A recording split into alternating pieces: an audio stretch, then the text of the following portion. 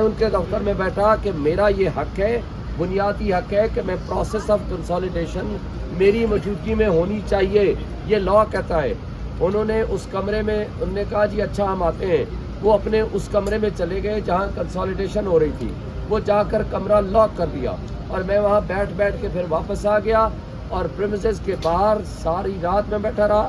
کل سارا دن بیٹھا رہا اور 1 بجے کے قریب انہوں نے یہ فارم 47 جاری کیا۔ نہ میری موجودگی میں، نہ میرے ایجنٹ کی موجودگی میں کنسالیڈیشن ہوئی، نہ ہمیں سنا گیا، اور ہم نے الیکشن کمیشن اور ڈی آر او کو بھی درخواستیں دی۔ الیکشن کمیشن نے آرڈر کیا کہ ان کی درخواست مناسب ہے، اس پہ ان کی گریونس کو ریڈریس کیا جائے، 2 اپلیکیشن دی،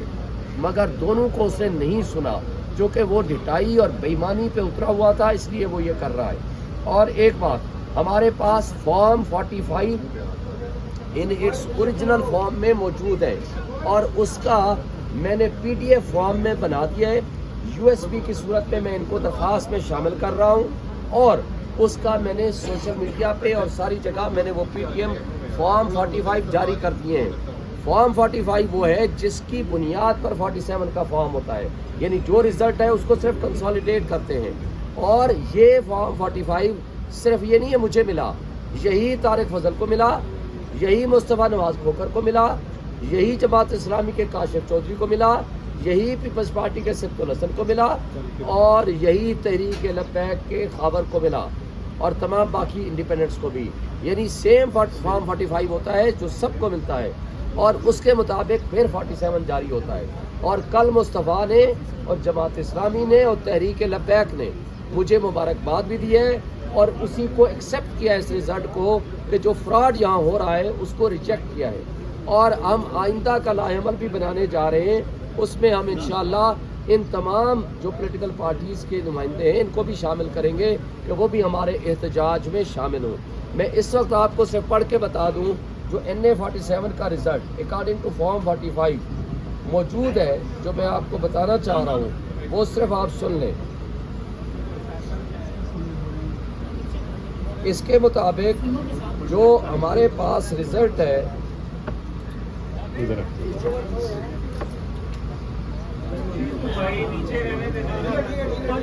نہ چھیڑو نا، آپ کیوں چھیڑتے ہیں؟ ٹوٹل پولنگ اسٹیشنز تھے، سن لیں بھائی،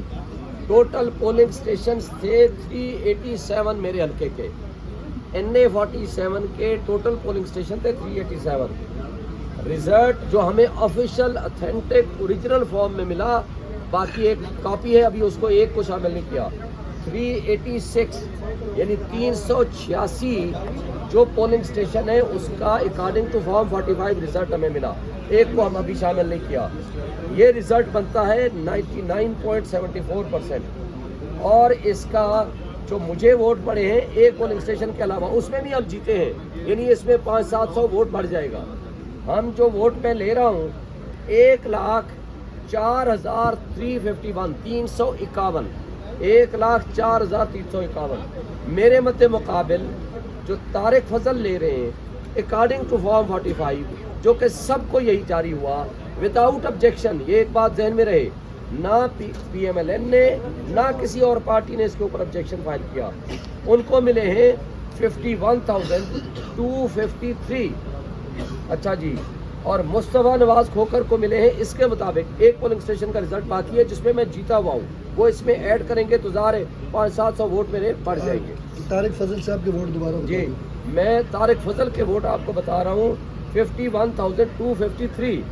اور مصطفیٰ کھوکھر کے ملے ہیں 19,759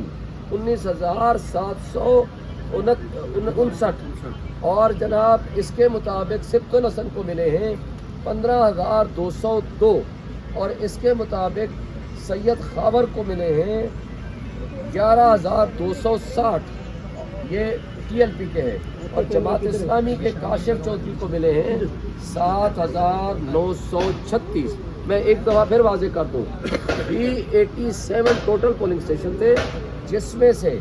386 کا اتھینٹک رزلٹ میں آپ کو بتا رہا ہوں، اور ایک کا بھی باقی ہے جس میں میں جیتا ہوا ہوں، اس لیے کہ مجھے اوریجنل مل جائے گا، وہ اینڈ کر دوں گا،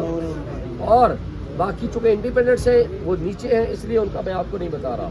اس طرح لیڈ میری ہے اس وقت جو کہ اس میں بڑھ جانی ہے 200-400 ووٹ کی 53,106 53,106 کی اس وقت کی یہ لیڈ ہے میری. یہ authentic proper documented with original forms ہمارے پاس موجود ہیں جو میں نے PDF کی صورت میں USB کی صورت میں ان کے پاس جمع کرا رہا ہوں.